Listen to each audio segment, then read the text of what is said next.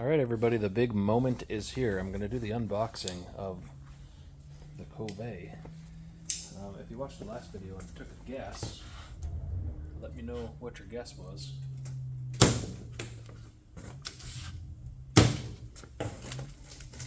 I did peek in the top here. You guys can see that on video, but couldn't really see much. Plus the lights were off. So this should kind of be exciting. I've been waiting for this bike for quite a while now. At least from the time when we could actually test with them. Try to keep this stuff kind of tidy anyway.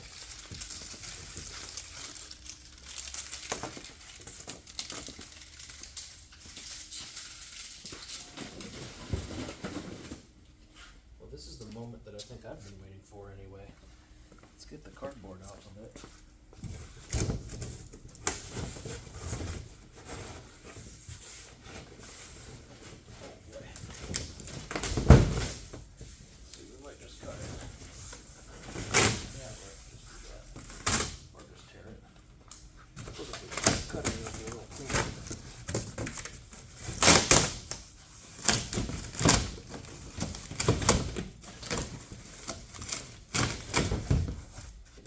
Alright, here it is, everybody.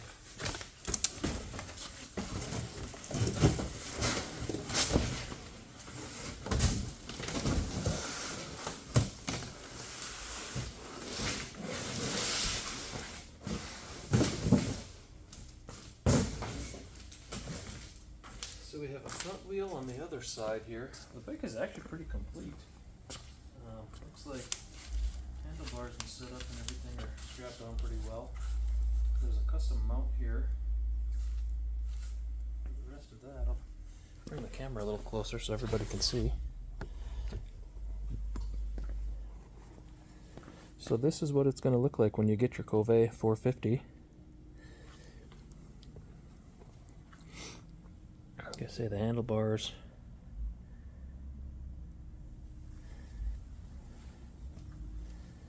I'll just do a little bit of a walk around here and then we can set the tripod back up and I'll finish kind of cutting it apart. But there's the front wheel. And the tires actually look pretty decent on this thing. I've ran what I think is maybe like the Dunlop 606s maybe. Were somewhat similar to those. I don't know. You guys tell me what you think. Maybe these are a little bit more aggressive.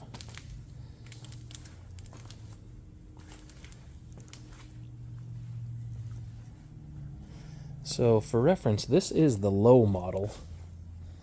I'll get the tripod set back over here. Maybe I'll adjust this up just a hair.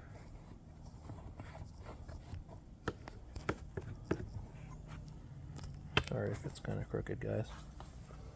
Set that back up. We'll keep on cutting it open. I think I might use my regular knife for this, though. Just for some of the tape.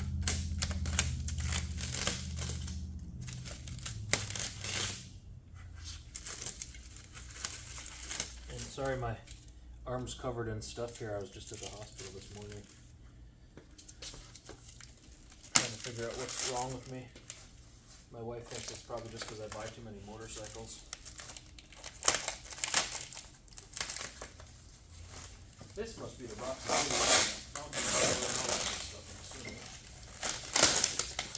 the axle for the front and all that good stuff. We'll go through that after. I'll set this over on the bench. And unfortunately, the little Honda 70 is still on our rack over there, so we can't do too much. Oh yeah, blinkers and everything are already pre-installed. That's cool.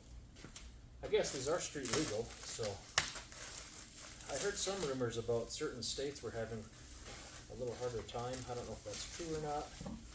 Yeah, license plate frame. Wow, yeah, everything is kind of already on it.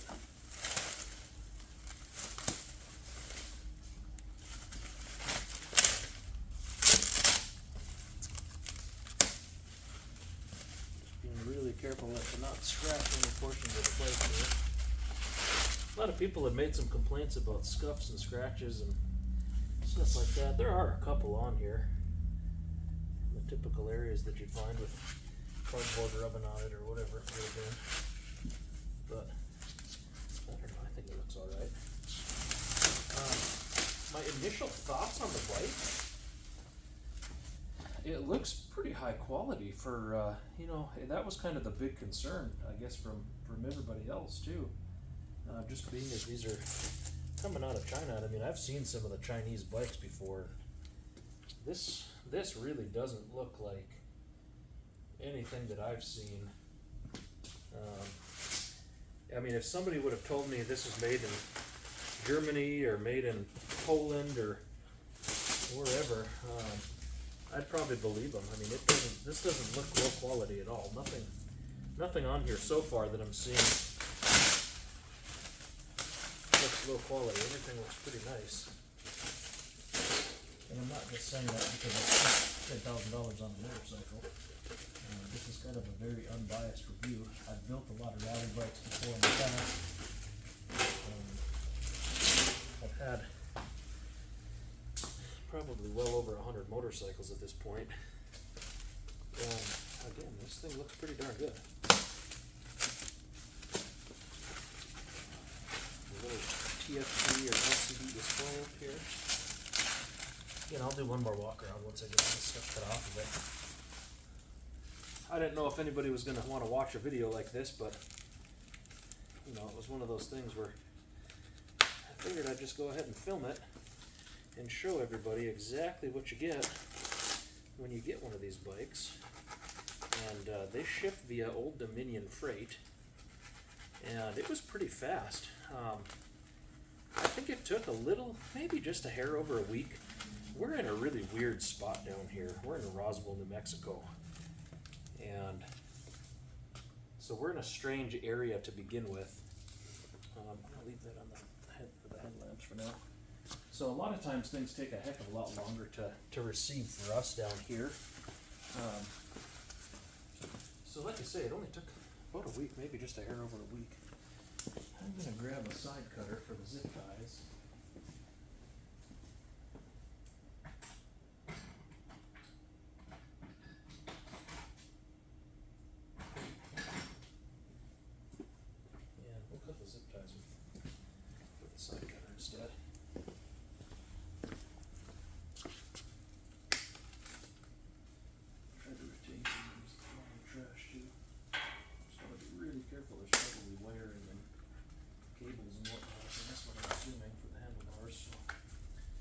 Cut the zip ties, not the cables.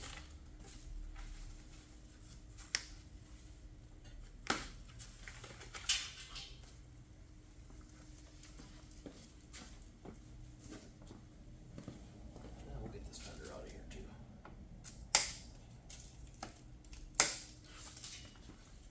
But again, the packaging on this is exceptional. You know, I really like what they're doing with these two because I mean, you can opt for, I believe the company is MotoGPX. They're out of Utah is where you order them from. They are the importer of these bikes. You can opt for them to set the bike up. You can pick it up there. I'm sure they would set it up, and then you could just have to probably pay additional shipping on the bike when you actually get it. There's the front fender. So just a couple little blemishes in the decals. Some bubbles, nothing major. Actually, it looks pretty good. Again, this is, I mean, the majority of the plastic and everything that you order these days comes out of China anyway, but this thing seems pretty darn sturdy. I'm going to set this aside. I kind of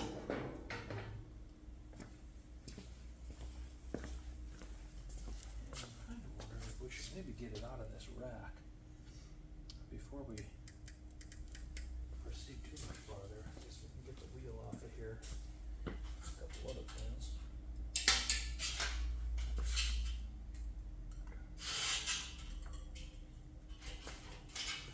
So this one only has two. The other one was already, I think it had already been snapped off or cut.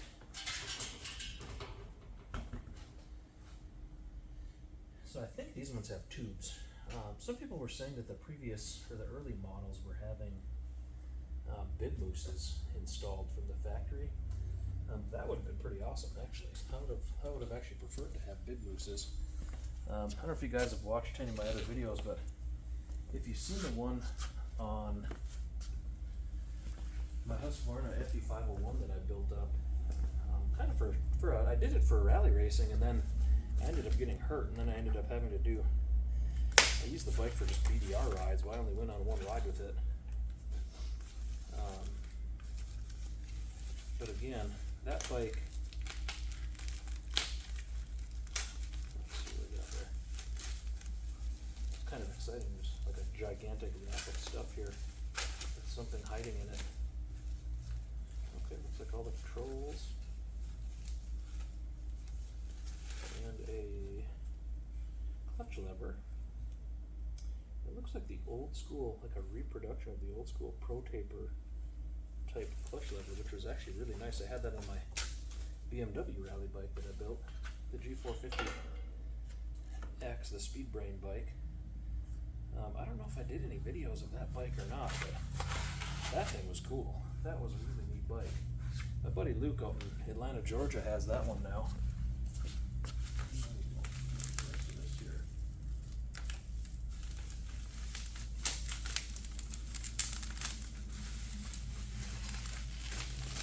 Sorry, I got sidetracked. I forgot what I was talking about with the FE501.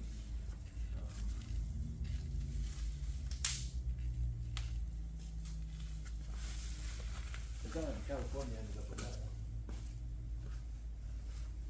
And that was a heck of a bike. That was probably one of the nicer rally bikes that I had put together.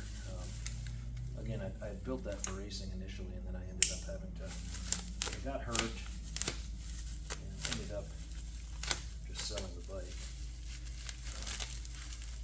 I remember he had me do a couple other things to that thing. He was just selling that, and it was funny because I had to make the final decision whether or not to buy this Kove 450, and it was kind of a weird deal. I either had to buy this one, and I had to let her know and send the money, but he had that for sale.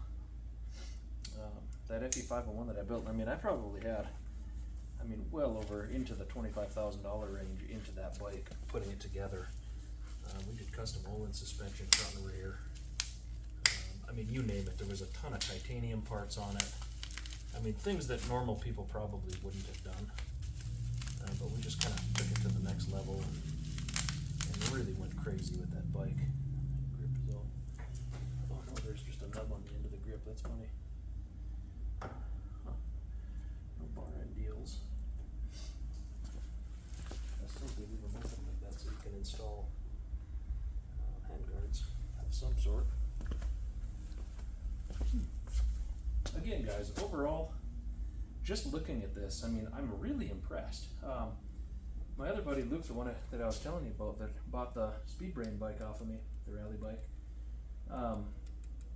he's got a Kit 690, and that was kind of the other option I was looking into, was, okay, we can go look at something like the Kit 690. That's a very expensive bike. To just go buy a 690 costs considerably more than what this Kove 450 was.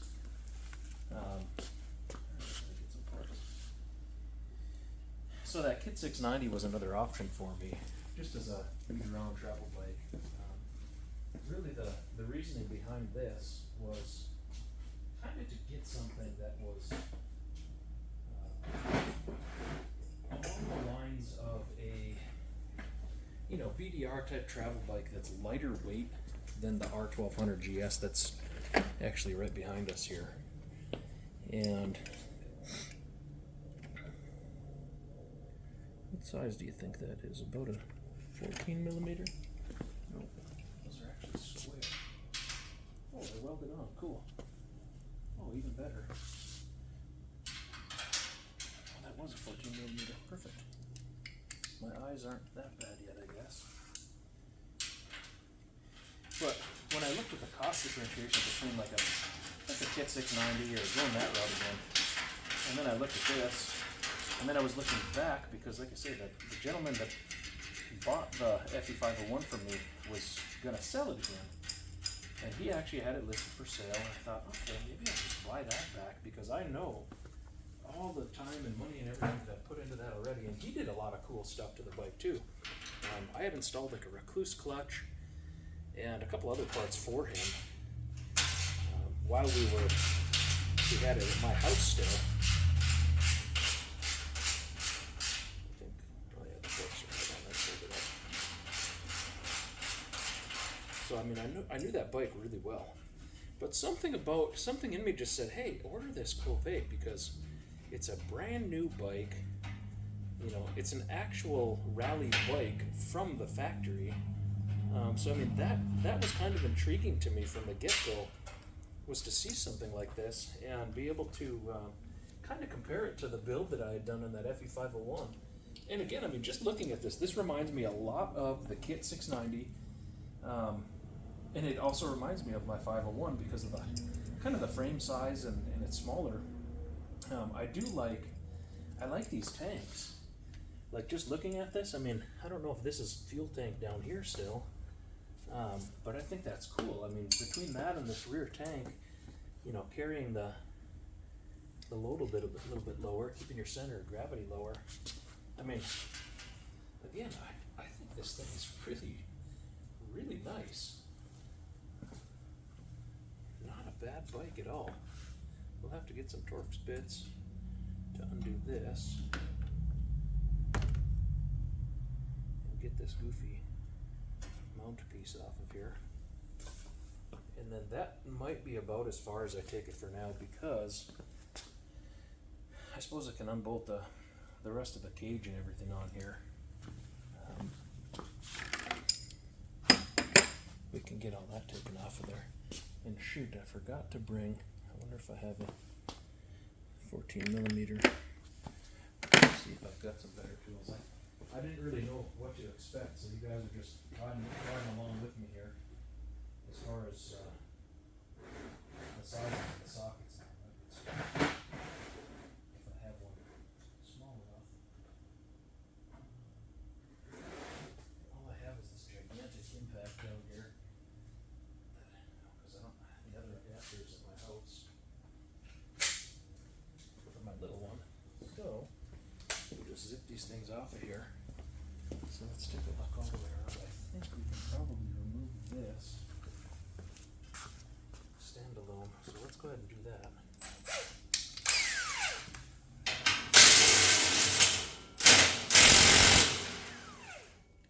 Well, I didn't like that. It just spun it right off of there.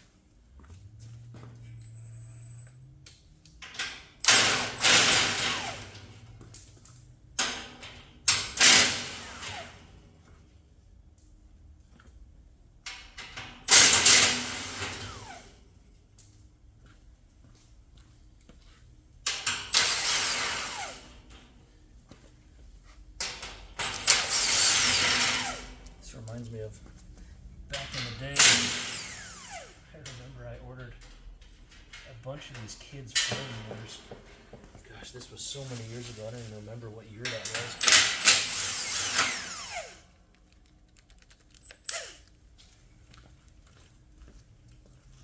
It won't come out.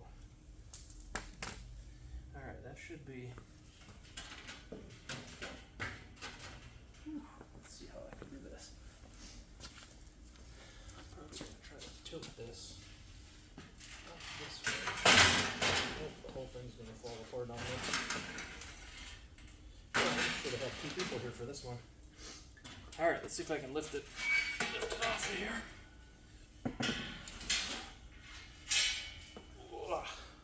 Not real heavy, but pretty big and bulky anyway.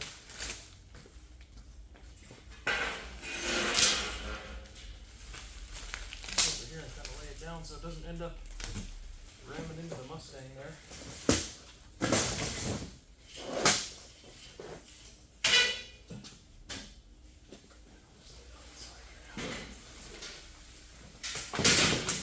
I have a lot of stuff to throw away, that's for sure.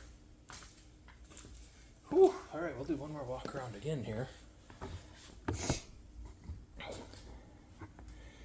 She's looking better.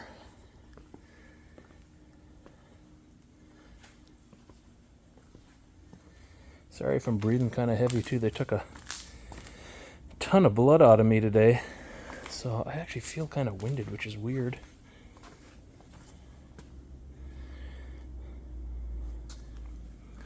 So I know this video is going to be kind of long, but again, we're going to try to show the majority of what you get when you end up with one of these cool bikes.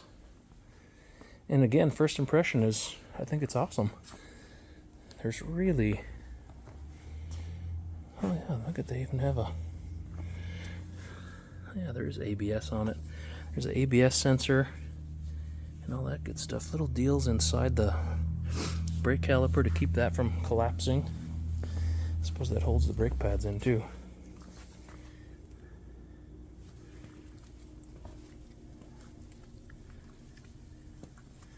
Try to go kind of slow so we can all see. I don't know what in the world that is. Some kind of evap canister or some crap. Probably some California regulations BS.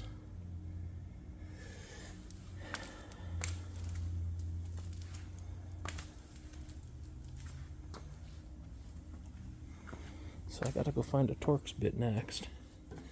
We'll get those off of there.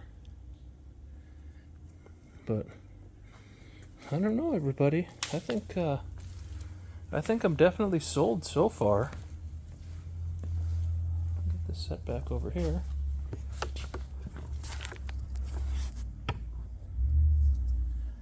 Again, I mean, this bike is, it's impressed upon me so far. Like I say, I've put together a couple of rally bikes in the day.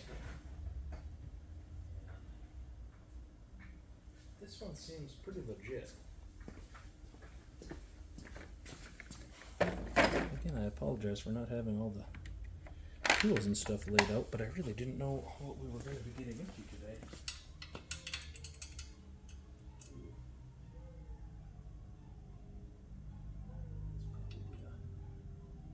This is a G30. She probably needs a 35, and I don't know that I have that down here. I gotta go look at my other set.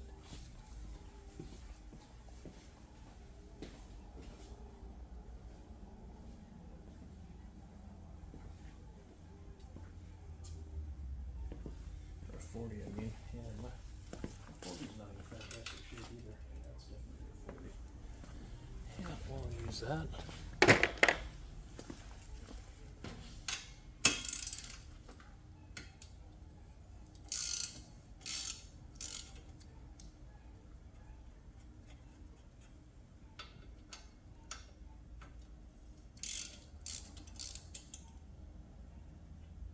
So there's even, and I'm wondering if there's a book or something in there that tells us all the torque specs on this bike.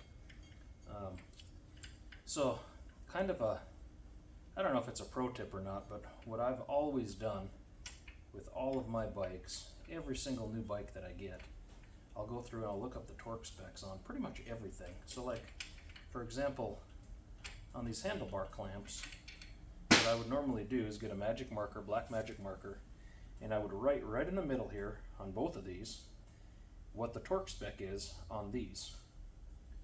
Let me set that aside for now. Dirty. And same thing with all your triple clamps. So obviously this bike, they probably just slapped the thing together and pushed it out the door. So these will all get loosened and reset.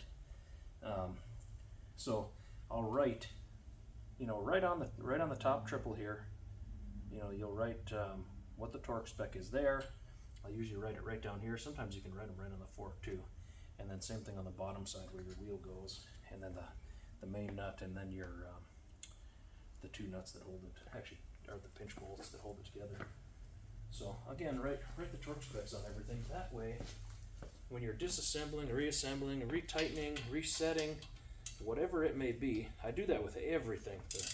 The oil bolt, the drain bolt, pretty much anything and everything that you can put a torque spec on, which is probably 90% of everything on this motorcycle.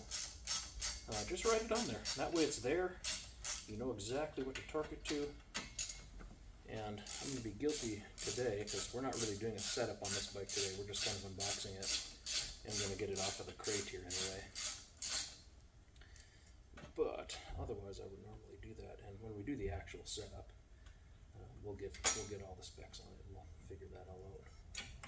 Let's get this goofy thing off of there. So yeah, these are just a weird little poly type bushing thing in here is all that is. Alright, let's take a look at our handlebars. I'll at least get these somewhat set on here. I'm not 100% sure. So these are backwards. So need to do that sort of thing.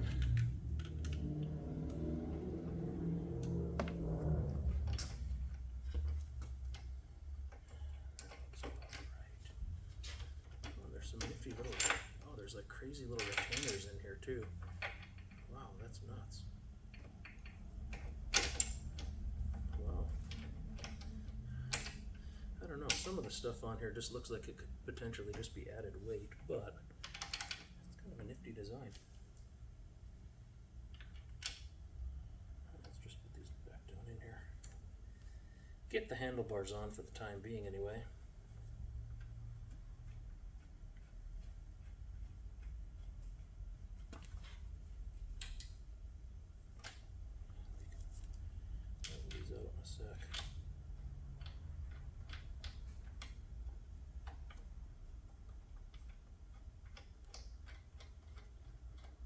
Yeah, they've got like a steel nut down there that's on a giant, it's about that long, and it's just drilled out on each end and threaded for the retainer. Alright, let's get this set just right in there. I'll just put these on for now.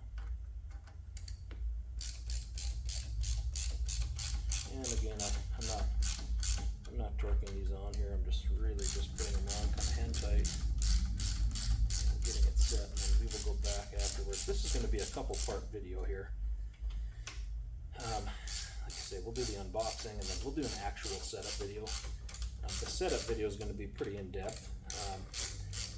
You know, if you guys have ever bought a motorcycle from a dealer, you know, they make you pay the stupid setup fees, and they got some idiot kid in the back that's never done anything before.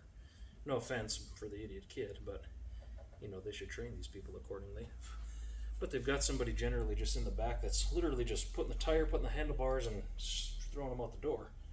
You know, we're going to go through and take probably the swing arm, the linkage, everything's going to come off this motorcycle, the whole front end, so we can get the head bearings and all that stuff. I just want to make sure everything is properly greased the way that it should be. Again, you don't get that from the factory. Usually they're putting a dab on there, sticking it together, and shushing them out the door. So we just want to make sure everything's kosher with the bike here. Let's get this put on here too, I guess. Yeah, maybe we'll do that after. That's pretty involved, and I have to unscrew both of those. Again, this is not going to be a setup. This is just an unboxing. And I might actually cut the video there, and you guys will have to subscribe and then look into the other video. I'll have part 2. I'll actually name it Kove 450 Setup Part 2. Actually, it'll probably just be called Kove 450 Setup. Enduro America is my channel here. But if you guys like these videos, go ahead and subscribe. You know, leave a comment below. Tell me what you think of the bike so far. Again, I think this thing's fantastic. I mean, just from what I've seen of it so far. I mean, it looks like a really nice, high-quality machine. All the hardware and stuff looks good on it. The plastic is nice. But there she is, going to come together in the next video. And we can kind of show you a little bit more. Maybe we'll get this thing fired up. Hopefully there's some keys in the box. We'll show you all the good stuff that's in the box and whatnot too. But there it is. Again, if you guys like the videos, go ahead and subscribe. And again, leave a comment. We'll hopefully look forward to the next video when we actually set this thing up.